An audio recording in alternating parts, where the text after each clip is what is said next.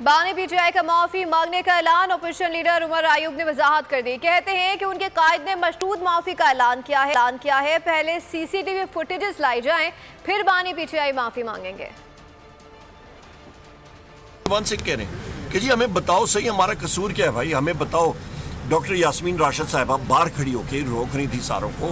CCTV footage तो सामने लाए ना, सीसीटीवी फुटेज ही गायब कर दी गई है। जुडिशल कॉम्प्लेक्स में मुराद सईद मेरे राइट साइड पे था, जुल्फी बुखारी मेरे लेफ्ट साइड पे थे, बाकी बैरिस्टर गौर साहब और शिबली फराज साहब आ रहे, उन्होंने रोका, उन्होंने कहा जी अंदर ट्रैप है। उन्होंने कहा है सीसीटीवी फुटेज जो है वो सामने लाएं और उसके बाद कोई पीटीआई का शख्स मुलव्वस हुआ तो फिर देखते हैं। नंबर पहली बात यह है कि सीसीटीवी फुटेज गायब है। हम तो डे वन से ये कह रहे हैं कि सीसीटीवी फुटेज जो है वो सामने लाई जाए, चाहे वो जीएचक्यू के सामने हो, चाहे वो जुडिशल कॉम्प्लेक्स के सामने हो, जहां पे भी हो, आपका कोर कमांडर हाउस के सामने हो, लाएं फुटेज।